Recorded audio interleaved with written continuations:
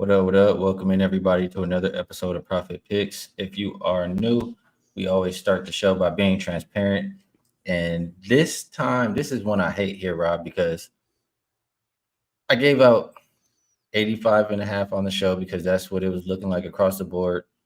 And I log in right after the show and I get 85 and I push and whoever got 85 and a half loses.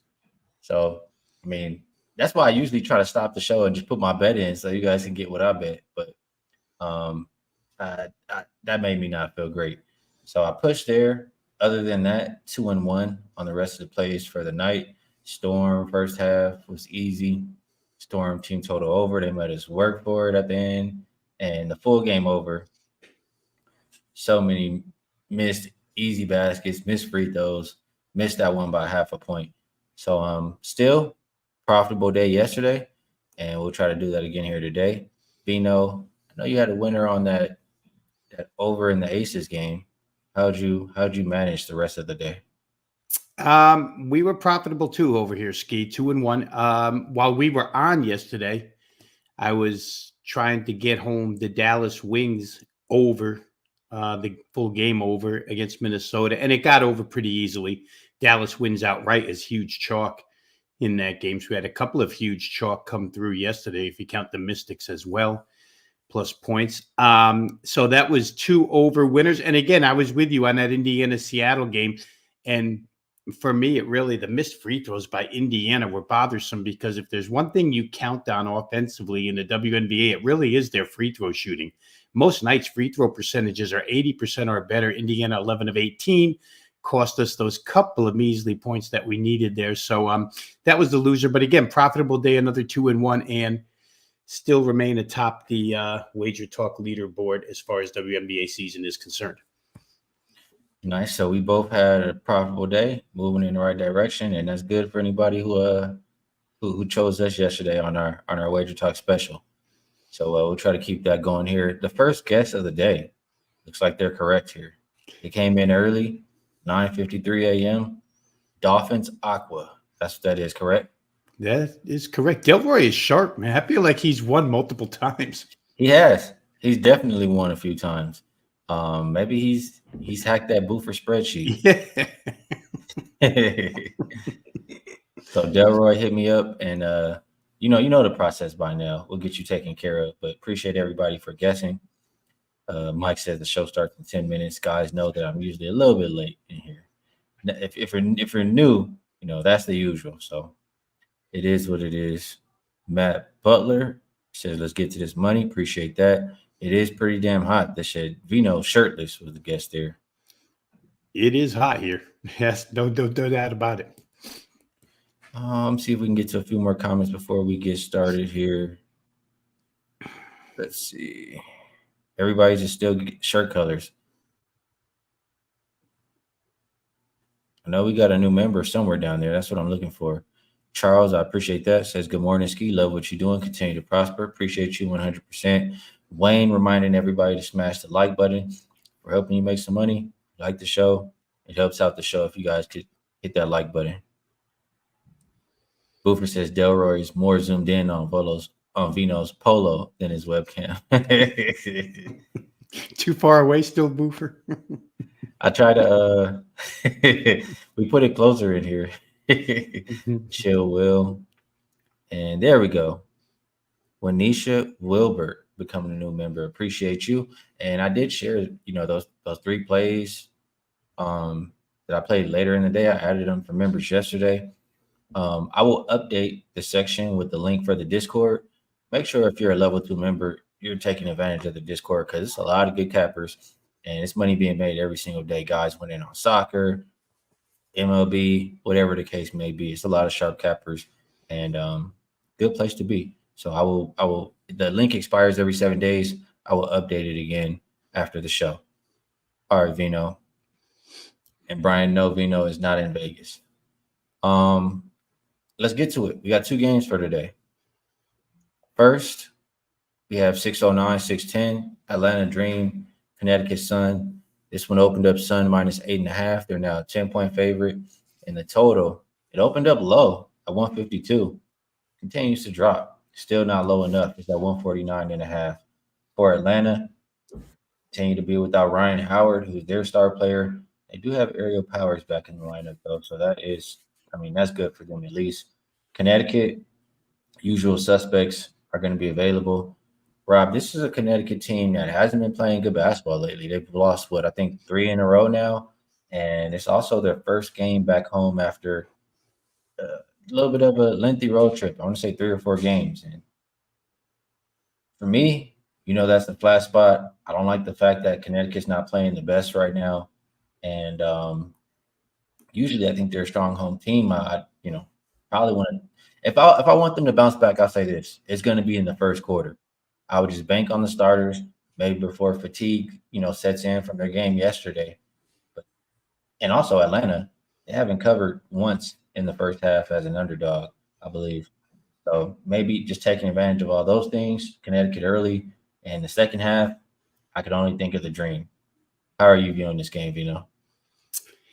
I think where full game is concerned, I would see it the same way. It's just so hard to trust Connecticut as a double-digit favorite. They've done nothing but burn money all season long in that role, including yesterday. We talked about it, right? I think you laid out the numbers of how Connecticut has fared as a double-digit favorite, just not successful in this spot. Now they're on back-to-back with travel. I know DC is short travel back to Mohegan Sun, but it's still travel with extended minutes played. I think DeWanna Bonner played 43 minutes yesterday and everybody else 37 or more, which is a lot.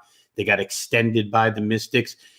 For Atlanta, just sneaky into the box score last game, Skee, Jordan Canada returned. So Aerial Powers and Jordan Canada is a little bit helpful with Ryan Howard out.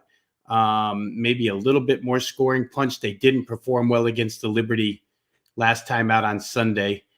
But still, it's hard for me to play Connecticut at this price. You would think that maybe they could defensively lock Atlanta down because they don't shoot it well and maybe cover that way by defense. But when you have a total this low and a favorite this high, those things don't correlate, playing the favorite with a low total. So I didn't play, but I think my look would be Atlanta plus the points to play Connecticut difficult.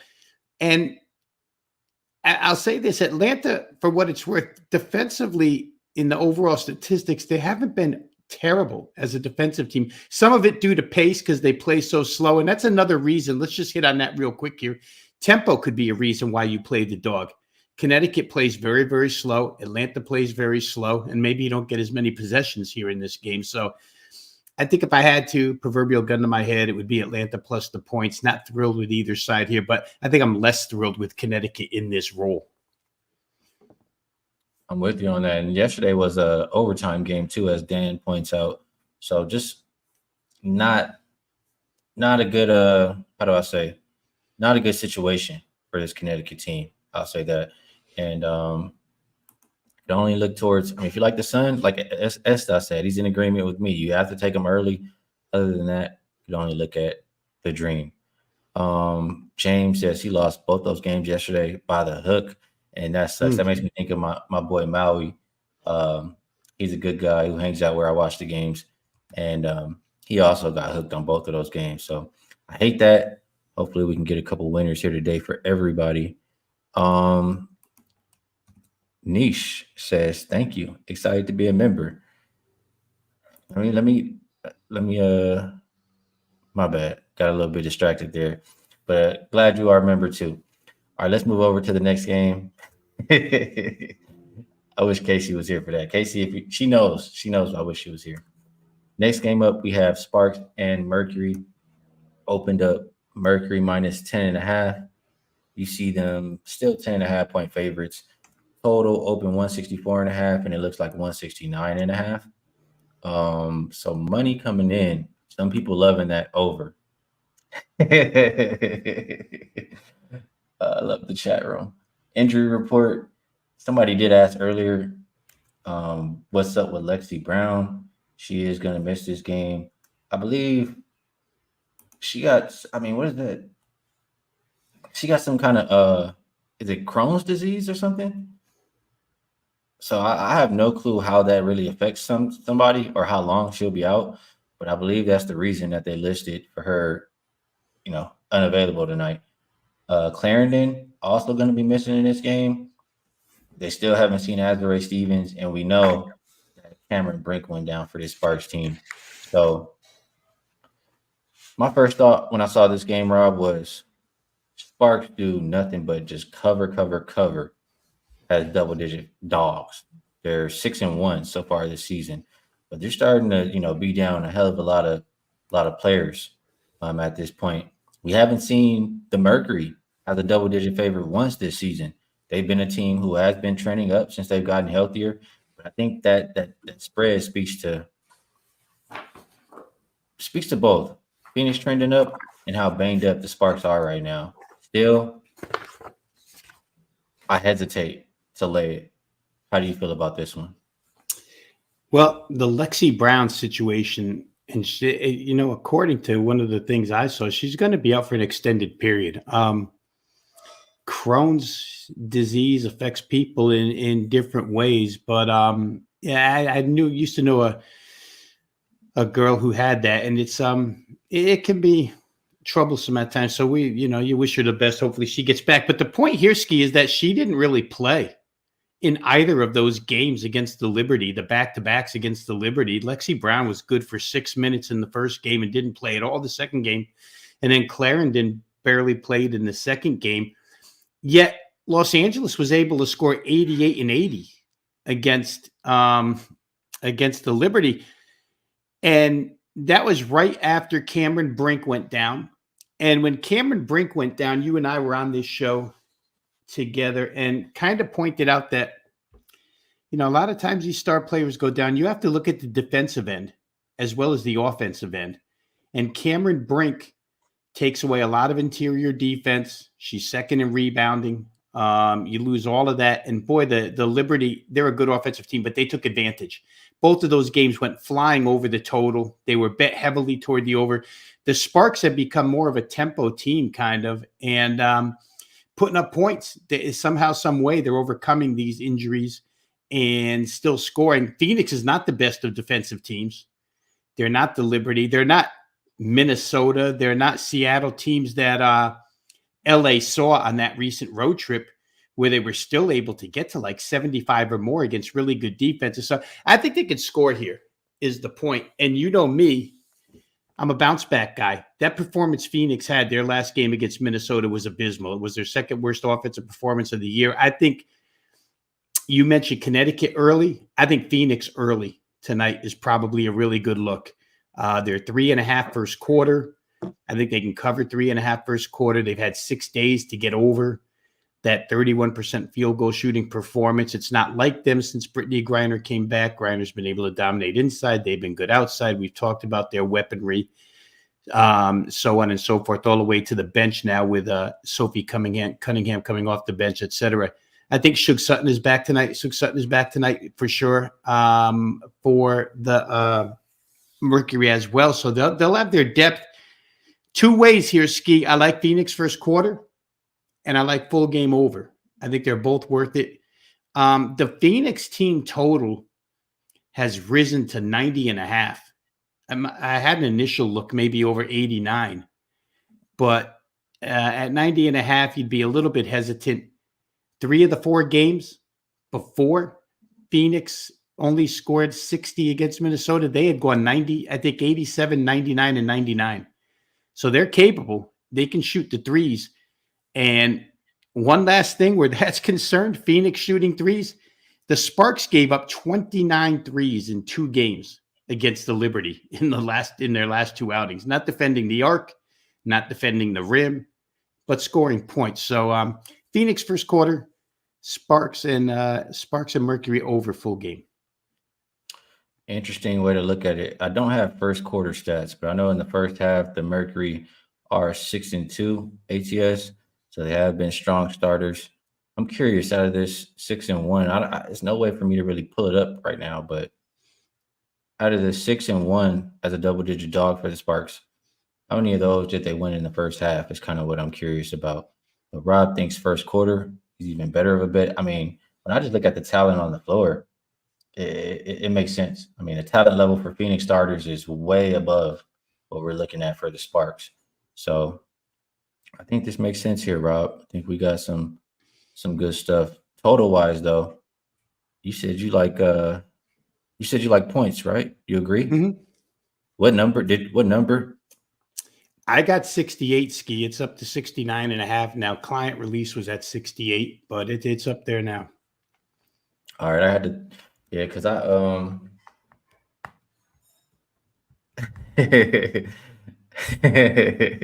love the chat room here, Rob. I can't look at it because I would be too We know how to distracted. have a good time. And Casey showed up too when I Casey showed up when I called for it. But yeah, we have fun in here. That I don't like to get the ass end of the line when I'm betting the total. So I don't know. I'm getting a little bit of hesitation or pause. I also just don't really trust the Sparks. I would argue. I mean, you said it's a high total for the team total, but I might even still just go Mercury team total here. So I got some decisions to make, Rob. I haven't pulled the trigger on anything yet, but after talking, there's a few ways that I like, and I guess it'll be decision time. Be decision time soon. Before we move it on over to the best bet segment, let's take a look at a couple more comments. Guys, been around long enough. You guys know it's no secret anymore in the chat. I'm not making her feel weird, so I can put the comment up there. She says, "You guys are so funny. I'm gonna love it here." Hopefully, it's a place that you can enjoy. Casey says, "Someone else to get harassed. I love it here." All right, let's move it on over to best bets. So before we share a best bet for the show, we do a little bit of promo around here. And let me see if I can still do this correctly. Boom. We're good there, Rob? There it is. Yep. All right. So this was prior to yesterday. We both went 2-1 yesterday. So I guess we're a little bit above 60% now. And you can add a couple units onto the record.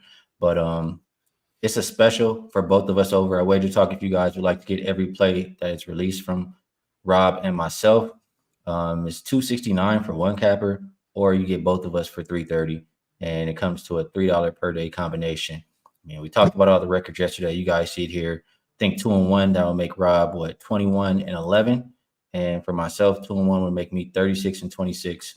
I know I'm up 10.4 units, so we're both winning. If you guys would like to be involved, the link to both of our profiles is in the description to this video.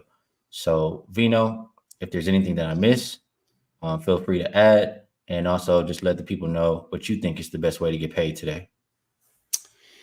Yeah, I don't think you missed anything, Skee. Love the fact that we're hooked up together here for the WNBA season by Wagertalk. So, again, folks that are interested, go ahead and hop in with us. There's a lot of season left. As far as the best way to and let me say this real quick here, since Casey showed up. My wife did laundry. My wife did laundry, so I got all the colors available. We're in Dolphins Aqua today. The best way to get paid, I think, is going to be, for the purpose of the show, is going to be first quarter with Phoenix. LA does have some recent first quarter covers. But I just think the situation screams Phoenix here. They came out in a game where, against Minnesota, Phoenix had started to establish themselves as maybe one of those dark horse teams. I even looked them up at 30-1 and thought, man, maybe I should take a shot with this Phoenix team at 30-1.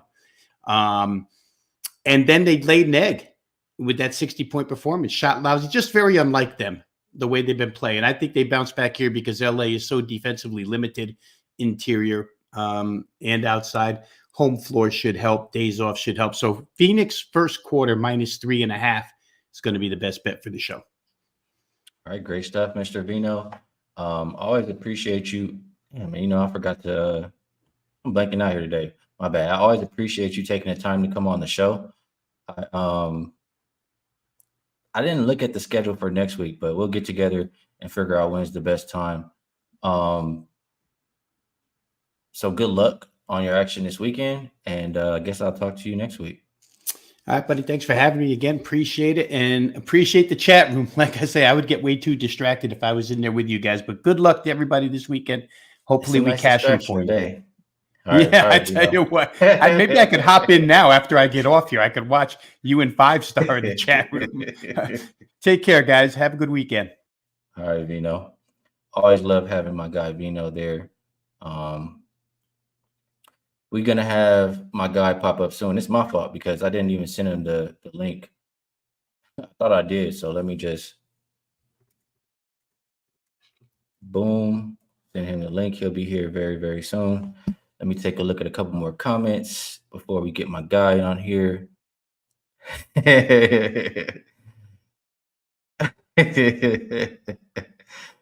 Oh man. Love the chat room, man. Gerardo says, what about that -6 first half? Vino thinks first quarter a little bit more. I'm not mad at the first half. I think early is probably better than often in that game. I love it. You guys can get on me too, guys. I'll take all the shots too. They said Skee gonna show up more often in the Discord. Skee gonna be on time for show. I love it, man. Wolfgang, appreciate you. Says great duo here today. There goes Nietzsche. Can't wait to see Simone bounce around. What is that? Is that tennis? Not sure what that is. Oakley says, best chat on YouTube. I think we have a really good group here, man. We got sharp cappers. We know how to make money, and we know how to have a good time. So we put that combo together, man. How can it get better? I think we have a really good group. All right. It's my fault for 5-Star taking his time, but he should be here in a second. B Daddy likes Sparks plus 10.5 as a best bet. Bueno Nelson likes the Sun game under 150. And Booper got to settle down, man. I don't know if I can put that one on the screen right there. Austin, appreciate you, says y'all goated. He says, I knew that was the setup as soon as I hit send. My bad, man. You threw me off. You threw me off in the chat. My eyes work. Pretentious Prodigy says Rob and Skee the GOATs. And my guy says he'll be here very, very shortly. Have to do a quick update. Let's see. I'm curious too. While I'm going through these comments, let me my lanes right now because I haven't made a bet. Like I'm still gonna think about it.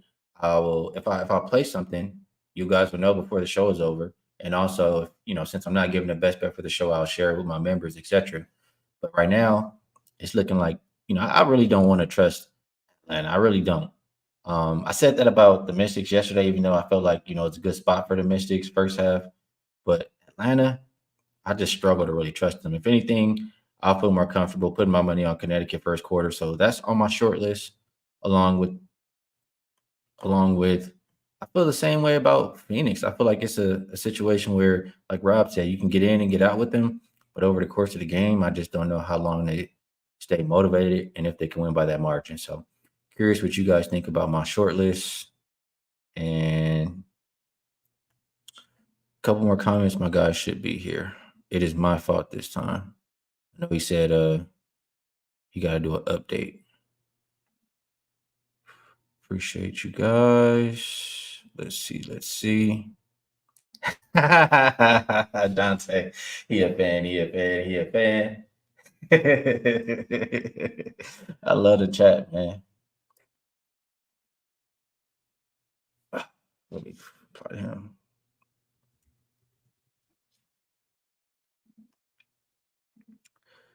Damn, I hate this. I got to do better than this. This is my bad. Niche says, great show. Cash and vibes to everyone today and this weekend. Appreciate this. I'm going to post the Discord link as soon as I finish the show. So you'll see it in the member section. Hopefully you're a member level too, because that's where I posted at. But yeah, you'll see it right after the show. I will put it up there for sure.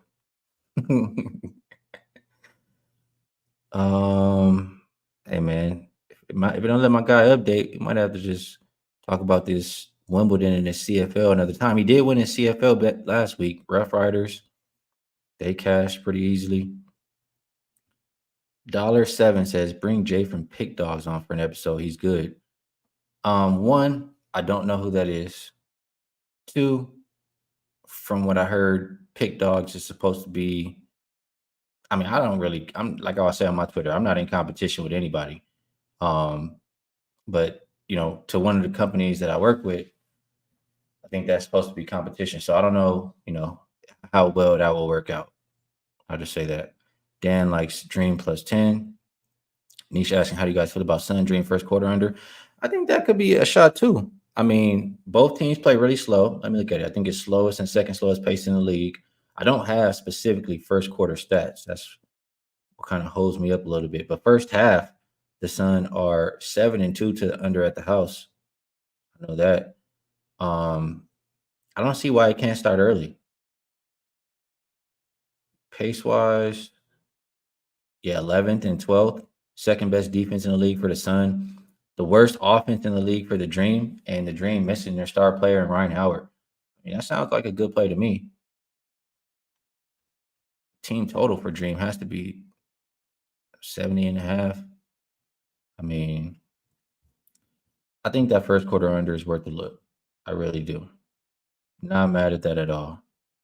Definitely worth considering. All right, we might have to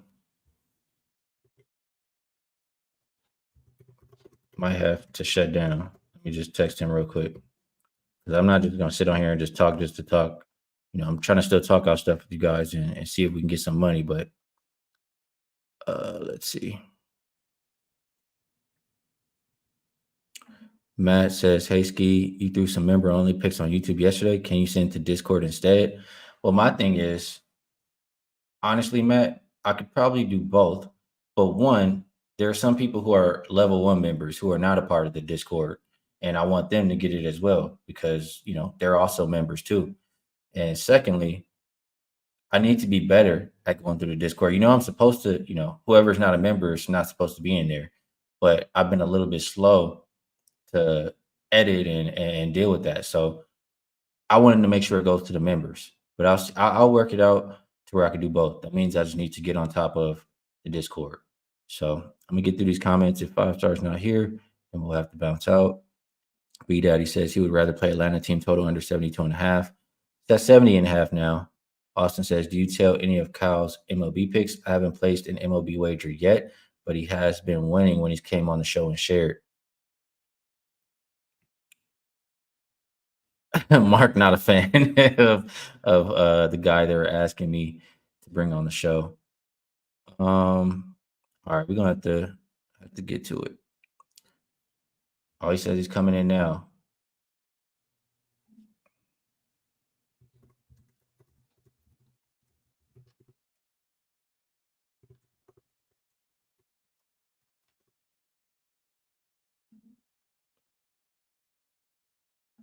Boofer, you're a member.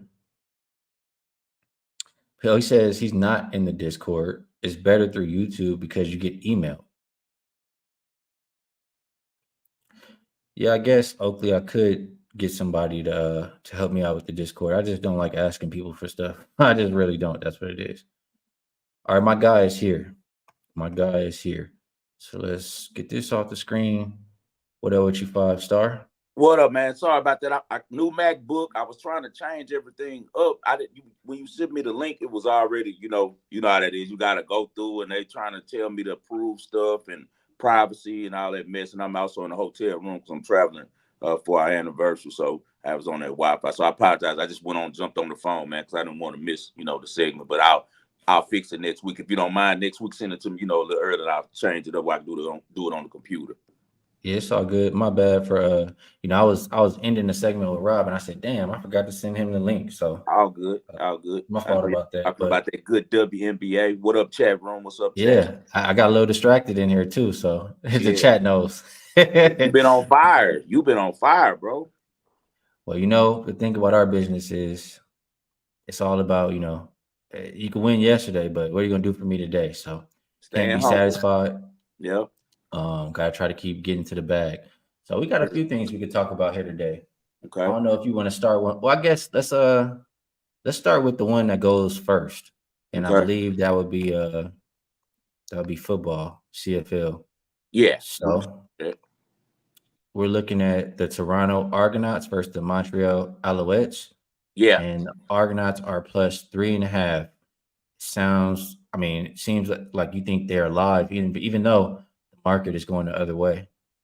Yeah, I got to, and because the market's going the other way, I know everyone's going to be slamming Montreal right here, Skee. I have no doubt about it. They're the defending champs. They've won 10 straight games. They're 8-1-1 against the spread in their last 10. They've been on fire, man. It all really started. Hey, what's up, my man? It all really started for the run that Montreal is experiencing when they upset the Argonauts last year in the Eastern Conference Finals. To go to the championship, to the Grey Cup. And the crazy thing about it is, man, people forget before that Toronto was 11-point favorites in that game in the Eastern Conference Finals when they got upset. They hadn't lost a game all season at home in Toronto. Really great franchise. Toronto has the most Grey Cups in the history of Canadian football. They have 18, long-time winning organization. They are experiencing the loss of their starting quarterback. Their starting quarterback he's the highest paid Canadian Football League player. He was also the most outstanding player. Do you remember Chad Kelly that played for Buffalo and the Colts? Yep. He's a baller. So he's balling over there, killing them. But, he's had a long history of kind of being a jerk. He's a frat boy because, of course, his uncle is pretty famous. He's had a lot of things, go his way, a lot of doors open for him early in his life, and he had some drinking problems back at Ole Miss. Where his past conduct kind of came back and is reared its ugly head again. He's been suspended for 9 games because he was flirting real hard with a girl who was working there. She was the first lady that was working as an assistant coach, and she was in Toronto, and he was giving her a real hard time and trying to sleep with the lady and stuff, and ended up getting 9 games suspended for that. So that's probably why the line is what it is, because I've never seen Toronto in the last 2 seasons be dogs at home. But their backup quarterback is Cameron Dukes, an American kid. He can really play. He has an 81% completion percentage on passes early in his career, 468 yards, 5 touchdowns, no picks. He protects the ball. He also has ran for 2 touchdowns. So I think the books are underestimating just the type of coach that Brian Didwitty is, who comes from America, former Boise State quarterback and assistant coach. He's brought a really high-flying, smart offensive style to the Canadian Football League. They won the championship the year prior in 2022. So these are the last 2 Grey Cup champions that are meeting. I just think that the pride that Toronto has, Skee, is going to make them defend their home field. I think they're going to play a lot better than they played in the Eastern Conference Final. I think that they're going to be really motivated. As I said, Montreal is the champs. A lot of the public, a lot of the people are going to be on them. We're going to go the opposite way. We're going to be a little bit contrarian on this and go with the team who has a long winning history at home, has a revenge on their side, and we're going to roll with the Argonauts plus 3.5. I really trust their coach staff and that offense. Going with the home squad to get it done. And you had a nice cash on the Rough Riders last week. Let's see if we get it done again tomorrow. Yeah. So we got, you said how you described to me, it's like damn near the Super Bowl for tennis. Yes. And I've heard the name before, even though I don't follow tennis very close. But we want to talk a little bit about Wimbledon. Yeah. And how big is the tournament? Like, how is it, like best out of how many? Well, it's like this. This is how the tournament works. This is, what you call a majors. The top of the top is 4 majors each year in tennis. You have the first one is Australian Open that goes on in January. Then in June, you have the French Open, which is clay. It's hard court in Australia. The thing that makes Wimbledon so special is usually around the 4th of July, early July, grass. It's the only major tournament that, plays grass. It's rare to see grass nowadays at tournaments because it's so difficult to keep up, as far as the maintenance and the lawn care and stuff. So that's what makes Wimbledon really special. They also have all these special rules there. You can only wear white.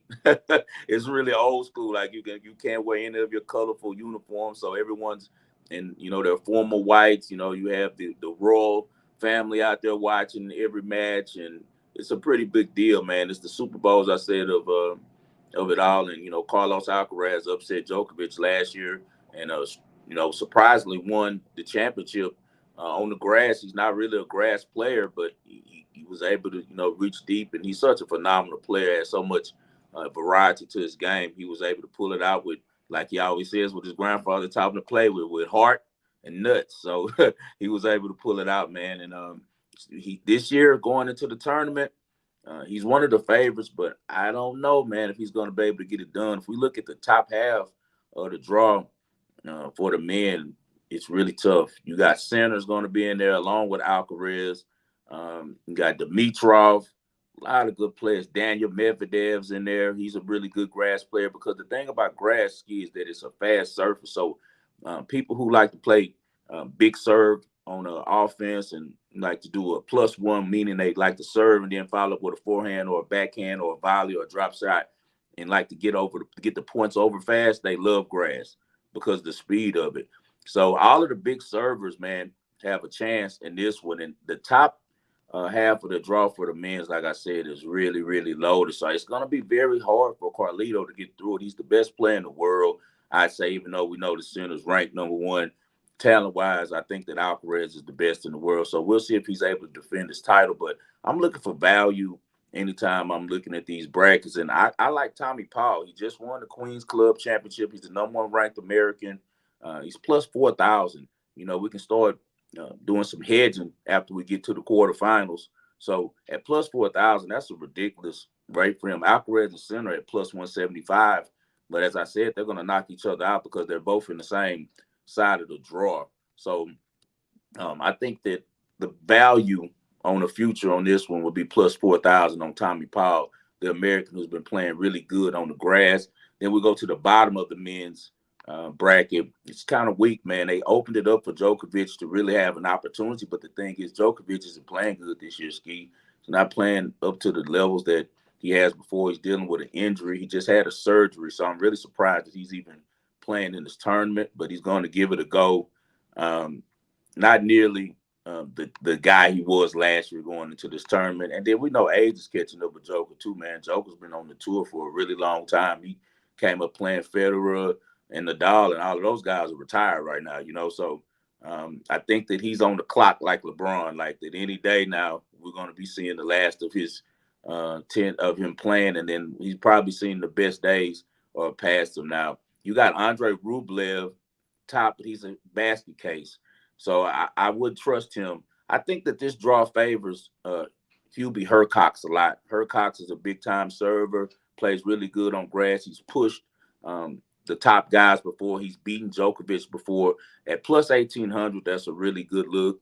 Then also, I have to keep my eye on Taylor Fritz. You know, he's a really good grass player. He's now the second-ranked American. He's no longer #1 as Tommy Paul has passed him recently. And also Jack Draper. That's the name to remember, Skee. Anytime that you can catch some value on him. He just dominated Alcaraz last week in England in a grass tournament, beat him in 2 straight sets. And he's a local guy. He's the #1 British player right now. And he's at plus 2,500. They want to make him the next Andy Murray, you know, tall, good-looking kid that can play. He's on every magazine out there. So don't be surprised if we see a big push from Jack Draper. I'll definitely have a ticket on him because his main surface is grass. That's what he knows how to play. So he'll be my #1 value pick on the men's side would be Draper at plus 2,500 and Paul at plus 4,000. But once again, you guys, this is a value pick. It's not saying that they're going to win the tournament. We're saying that it's a great value because they do have an opportunity in the numbers right. All right, a lot of good stuff you shouting out there. And I know there's a couple people that you're looking at in specific matches. Yeah. So let's talk a little bit about those. We have, and excuse me if I slander some names, Muchova versus Badosa. And it looks like it's a pretty fair, spread or money line, however you want to call it, at minus 112. You think Muchova is the right side, correct? What the C is silent on this. Muchova. Muchova. All right. Muchova, yeah. Well, she's just coming back off injury, man. They call her Caro. Caro is a really good player, Skee. Like she's has some of the most variety that you're going to see in the ladies' game. One of the last ladies that can really serve and get to the net and also play from the baseline. Kind of reminds you of Ash Barty. But Badosa, on the other hand, used to be good. She started dating Stefano Tsitsipas, and her life became a love triangle that was all over the social media. And they don't know if they want to be together or break up. So she's dealing with all that stuff of becoming a woman, and she didn't take the normal route that most tennis players play. She played at Florida State, but she grew up in Spain. Her game was really falling off. She was, she had a run maybe in 2021, 2020 where she was a top 10 player. She had an injury and didn't really recover. Muchova is just coming off injury, but she's looked good in her 2 times that I've seen her play. I actually just took her a couple days ago and she did well for me and won the first set. I just think that Muchova has too much game for her. I think that she gets this one done. I don't think Badosa really likes playing on grass. She's more of a clay player, and Muchova's game kind of fits any type of surface. So I'll definitely be on Muchova minus 112 on that one. All right, he likes Muchova minus 112. Muchova in this one. Boofer, he like to mess around. He says move over. I'm betting Badosa. Tell him that's a good fade, Boofer. Tell him DM if he wants the fade. All right, let's get over to the next one. Shnaider. And I know this other name. You do her matches quite a bit. Pliskova. Yeah. So this time around, you think she's gonna lose. And you also think Shnaider is going to jump out early. So why are you looking at Shnaider in this matchup? I'm going to take Shnaider first set on this match. And the reason why is because Pliskova, top player back in the game, her and her sister, been on tour a long time. Carolina actually got all the way up to number 2 in the world. Been to the Wimbledon finals, actually, but as she's gotten older, she's married now, kind of enjoying her money, doing a lot of modeling and things like that. And with tennis is one of those things, like it's kind of like basketball. You can always tell who's been practicing in the off season when the season starts, and who's been having fun, because it's a repetition game, man. And she's just not having a good year. At any time she could take off on grass, because she's one of the best grass players in the game on the women's side. Big forehand that she can put anywhere, but when she's not right, it's a lot of errors. Big serve as well, but I just like everything that Shnaider has been doing. She just won for me this morning, actually, a match. She's about to be in the finals in Bad Homburg, and that's why I'm going to do the first set, because sometimes that doesn't work out good for you. Like, say, for instance, if she wins tomorrow against Vekic, which I think she can, and wins that grass tournament, now she has to come back from playing a whole tournament, winning the championship, playing all these matches, and now has to go play Wimbledon, which is the biggest tournament of the season. And she might have a little, get tired, not only just from playing in that tournament, but also you have, the type of butterflies you get from being in these type of spots. The whole world's going to be watching. It's the biggest tournament in the world. So I'm just going to stick with it for the first set. Let's go first set on that one. I think she gets it done for the match, but to lock it in, she's been starting really fast, winning a lot of first sets, and Pliskova tends to start slow. She's one of the ladies that likes to rally, play 3-set long matches. She's a veteran and kind of outlasts people with fitness. So let's go with Shnaider for the first set. All right, get in and get out, he says, with Shnaider. And then maybe, you say Pliskova starts slow. Maybe look at her as the match goes on, depending how it's looking, how it's shaking out. Yeah. Last but not least, won you some money last week. Got a lot better odds this week at plus 141. You're looking at Alicia Parks one more time. Yeah, she's going to get against a veteran. Wozniacki is a really good player. Been on tour forever. Just came back. She had retired, and she married. Remember David Lee used to play for Golden State and the Knicks. Yeah, she's like 6 foot. He's like 6'9". So I'm sure they're going to have a really great athletic. Some athletic kids. I think they have 2 children, man. But she took off for a while. She came back. She's been playing decent. Has problems with the younger ladies on tour. She does really good against the players she's familiar with. That were back from her day. But she struggles a lot with the young girls. Alicia Parks is on fire, man. She hasn't lost in the last 9 matches, I want to say.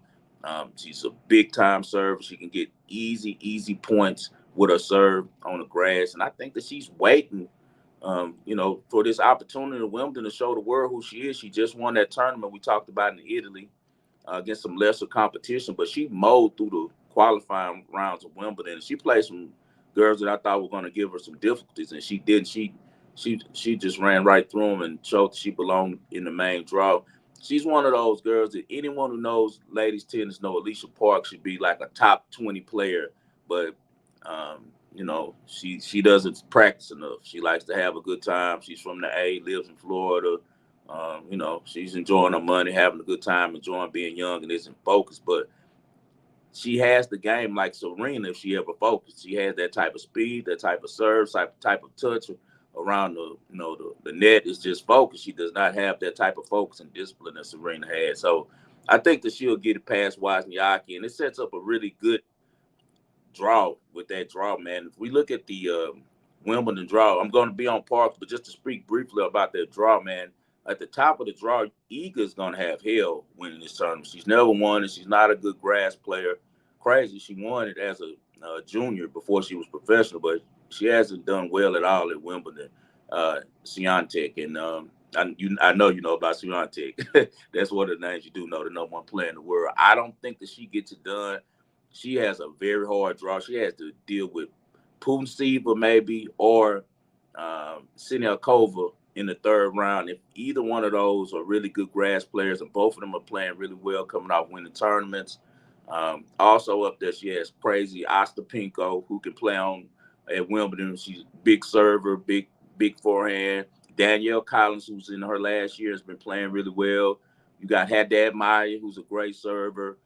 Just a lot of people she's going to have to get through. Leylah Fernandez is also there, who Leylah Fernandez would end up playing Alicia Parks. If Alicia Parks wins and she wins, that'll be a hell of a match. Earlier this year, Alicia Parks beat Leylah Fernandez in the Australian Open, the first major. So I think that she can get through it there. But this one is going to be tough for Iga to get through. They got it at plus 325. But I really like the chances that the big Amazon has, Sabalenka. That's one of my favorite players. I've been watching her for years. She's the favorite to win this tournament at plus 300. They really looked out for her on the bottom end of this draw. She doesn't have a lot of competition to play, really, Skee. Muchova, if she can stay healthy, can push her. Besides that, Coco, but I don't think Coco can beat Sabs on grass. Coco has beaten Sabs before, but on hard court, it's going to be hard on grass because Coco, she just isn't a really good grass player. Madison Keys, she's shaky. She doesn't always stay focused. The name to watch for me would be Osaka. Naomi Osaka's at plus 1,200 to win this tournament. They haven't put up the quarters yet, but I want you guys to check out quarters on Tommy Paul and on Osaka. There'll be some really good numbers. I think that both of them make it to the quarterfinals at least. It'll be a little bit smaller number than the winning the tournament, but it's great value in that. But for sure, let's look at Naomi Osaka. She's playing well. She almost beat Swiatek in Paris, man. She came right close to beating her, man, and gave away the match by not being able to finish up. But I think that she's going to be really motivated. She's going to be on her turf, on her surface that she likes to play on. So look for Naomi Osaka for sure. And then another name that I want you guys to remember is Rybakina. She won it 2 years ago. Big server, tall Russian girl. She plays for another country, but she's Russian. She's from Moscow. Rybakina is a really good player. She's dealing with some injuries, but she always plays her best in the big moments, and she's at the bottom of that draw too. So I like the bottom of the draw for Sabalenka, for Rybakina, and also for Osaka. All right, good stuff. 5-star. A lot of different ways for people to get paid in tennis. Appreciate you sharing all of that. Now let's move over to best bet segment. And I know a lot of stuff changes for you, so I just want to ask you if there's anything you would like to promote and maybe a play you'd like to use as a best bet for the show. Catch me here with you every Friday during the summer, man. Whenever, if I'm not traveling or anything, if I can get to a computer and, get on the screen, I'll be here with you on Fridays.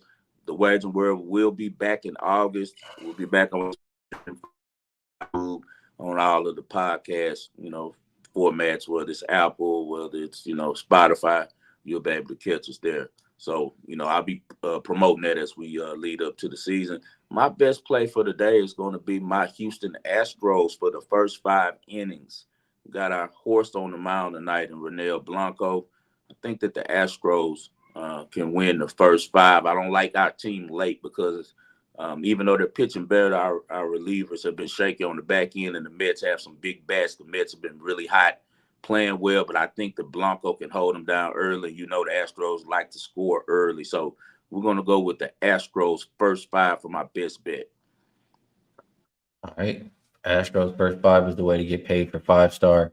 And for myself, I haven't placed a bet yet. So you guys know how I am. I'm not going to tell you guys anything I haven't bet.